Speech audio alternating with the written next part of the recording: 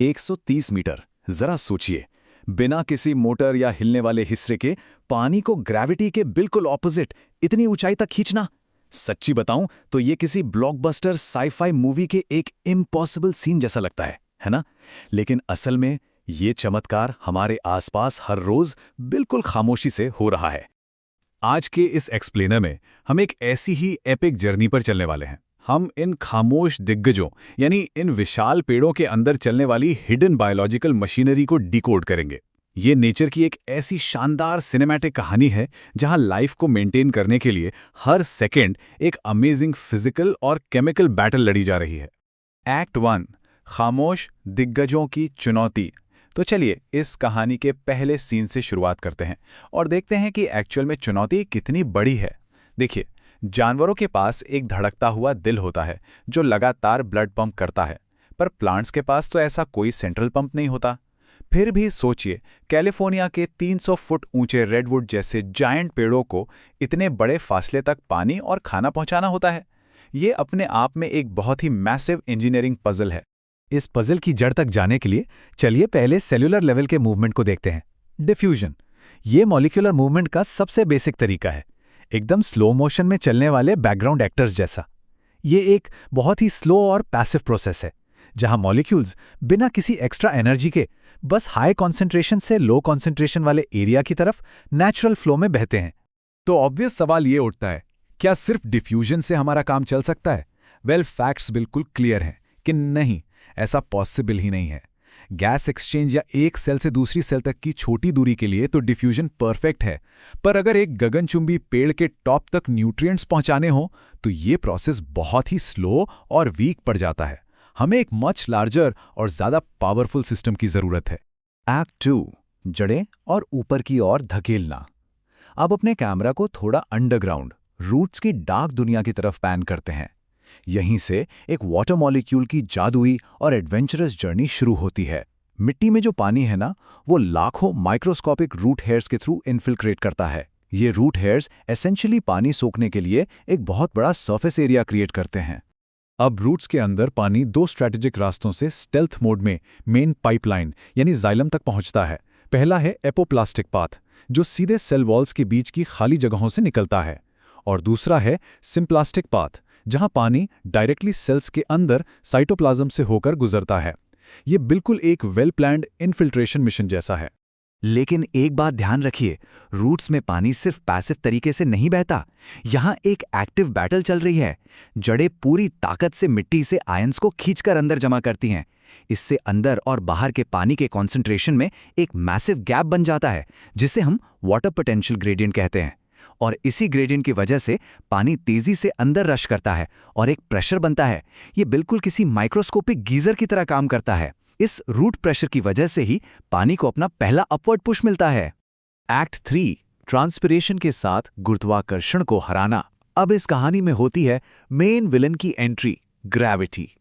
Root pressure छोटे पौधों के लिए तो ठीक है, पर इन जायंट ट्रीज के आगे वो बिल्कुल हेल्पलेस है। तो गुरुत्वाकर्षण को परमानेंटली हराने के लिए पौधे जिस एक मॉन्यूमेंटल और माइंड ब्लोइंग फोर्स का यूज करते हैं, वो है ट्रांसपिरेशन पुल। 95% यानी 95%। ये नंबर अपने आप में एक बहुत बड़ा प्लॉट ट्विस्ट है। रूट्स ने जितना भी पानी सोखा है ना, उसका लगभग 95% हिस्सा एक्चुअल में पत्तियों में मौजूद छोटे छोटे पोर्स यानी स्टोमेटा के जरिए इवेपोरेट होकर हवा में उड़ जाता है। पहली नज़र में लगता है यार ये तो पानी की बहुत बड़ी बर्बादी है, लेकिन असल में यही वो इवेपोरेशन है जो प्लांट के अंदर एक मैसिव सक्शन फोर्स को पैदा करता है।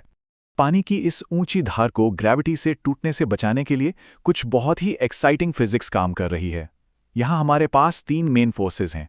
कोहेजन यानी पानी के मॉलिक्यूल्स का एक दूसरे को टाइटली पकड़कर रखना, एडहेशन यानी इन मॉलिक्यूल्स का जाइलम ट्यूब की दीवारों से चिपकना, और सरफेस टेंशन। ये तीनों मिलकर पानी को एक सॉलिड अनब्रेकेबल कॉलम में बदल देते हैं। जैसे जैसे पत्तियों से पानी वेपर बनके उड़ता है, जाइलम के ऊपरी हिस्से में एक नेगेटिव हाइड्रोस्टैटिक प्रेशर जनरेट हो जाता है। ये बिल्कुल वैसा ही है जैसे आप एक स्ट्रॉ से अपनी कोल्ड ड्रिंक खींचते हैं। ये पावरफुल सक्शन फोर्स पूरे के पूरे वाटर कॉलम को जड़ों से लेकर सैकड़ों फीट ऊपर पत्तियों तक एक ही झटके में खींच लेता है। एपिक है ना? एक्ट 4 फसल का वितरण। ओके, तो पानी अब अपनी मंजिल तक पहुंच गया है, तो चलिए अब फोकस को पत्तियों पर शिफ्ट करते हैं। ये पत्तियां पौधे की हाईटेक बायोकेमिकल फैक्ट्रीज हैं। यहीं पर सनलाइट और कार्बन डाइऑक्साइड का यूज करके फोटोसिंथेसिस के जरिए प्लांट का लाइफ सेविंग फूड यानी ग्लूकोज और सुक्रोज तैयार होता है। पर पिक्चर अभी बाकी है। असली चुनौती इस तैयार खाने को प्लांट के हर एक हिस्से तक पहुंचाने की है। इस कॉम्प्लेक्स डिस्ट्रीब्यूशन को समझने के लिए हमें प्लांट के दो मेन हाईवेज का डिफरेंस समझना होगा। जाइलम, जो डेड सेल्स से बना एक वन वे रूट है, सिर्फ नीचे से ऊपर पानी और मिनरल्स ले जाता है। इसके ठीक अपोजिट फ्लोएम लिविंग सेल्स का एक बहुत ही कॉम्प्लेक्स नेटवर्क है। ये खाने को जरूरत के हिसाब से ऊपर और नीचे दोनों डायरेक्शंस में ले जाता है। फ्लोएम बेसिकली इस पूरे मल्टी डायरेक्शनल लॉजिस्टिक्स को संभालता है। ट्रांसलोकेशन की इस अमेजिंग प्रोसेस को मास फ्लो हाइपोथेसिस कहते हैं। इसमें आप देख सकते हैं कि कैसे सुक्रोज को एक सोर्स, जैसे कि एक पत्ती जहां वो बना है, वहां से एक सिंक यानी उस जगह तक पुश किया जाता है जहां उसकी जरूरत है, जैसे कोई ग्रोइंग रूट या कली। ये एक हाईली ऑर्गेनाइज्ड डिलीवरी सिस्टम है। और फ्लोएम के अंदर के ये डायनामिक्स सच में हाई स्टेक्स वाले हैं। खाना ऐसे ही ऑटोमेटिकली फ्लोएम में नहीं चला जाता। इसके लिए प्लांट एटीपी के फॉर्म में अपनी एक्चुअल एनर्जी खर्च करता है। जब सुक्रोज को फ्लोएम में लोड किया जाता है तो ऑस्मोटिक प्रेशर एक्सट्रीम लेवल पर चला जाता है। इस हैवी प्रेशर के कारण आसपास के जाइलम से पानी फ्लोएम में खिंच आता है। और ये टर्गर प्रेशर ही वो फोर्स है जो इस फूड रिच सैप को लो प्रेशर वाले एरियाज की तरफ तेजी से बहने पर मजबूर कर देता है। एक्ट 5, एक विशाल चक्र। कहानी के इस ग्रैंड फिनाले में अगर हम थोड़ा जूम आउट करके पूरी पिक्चर को देखें तो हमें एक बहुत ही शानदार साइलेंट साइकिल काम करती हुई नजर आती है। जाइलम के थ्रू पानी का ग्रेविटी को डिफाई करके ऊपर जाना और फ्लोएम के थ्रू न्यूट्रिएंट्स का जरूरत के हिसाब से ऊपर नीचे फ्लो करना। ये दोनों सिस्टम्स मिलकर एक सिंगल ऑर्गेनिज्म के अंदर एक टोटली परफेक्ट और बैलेंस्ड इकोसिस्टम क्रिएट करते हैं।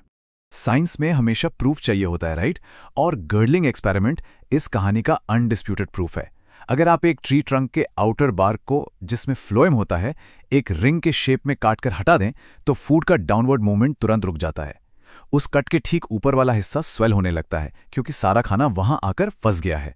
ये प्रैक्टिकली प्रूव करता है कि फ्लोएम ही वो मेन डिलीवरी रूट है। पौधों में एक क्षेत्र से दूसरे क्षेत्र में सबसे आसानी से जाने वाले तत्व फॉस्फोरस, सल्फर, नाइट्रोजन और पोटेशियम हैं। ये एपिक सिस्टम सिर्फ ट्रांसपोर्ट ही नहीं करता बल्कि रिसोर्सेज को सेव करने में भी नेक्स्ट लेवल एफिशिएंट है। प्लांट्स बहुत ही स्मार्टली इन जरूरी एलिमेंट्स को पुरानी मरने वाली पत्तियों से एक्सट्रैक्ट करके नए ग्रोइंग पार्ट्स में रिसाइकल कर देते हैं। ये अल्टीमेट एफिशिएंसी की एक मास्टर क्लास है। तो इस पूरी माइंड ब्लोइंग मशीनरी को समझने के बाद एक आखिरी प्रोफाउंड सवाल जहन में आता है। अगर ये खामोश पेड़ बिना किसी शोर के अपनी जगह पर खड़े खड़े इतने मैसिव फिजिकल और बायोलॉजिकल स्टंट्स परफॉर्म कर सकते हैं, तो हमारी इस नेचुरल दुनिया में और ऐसे कौन से इनविजिबल इंजन्स होंगे जो चुपचाप काम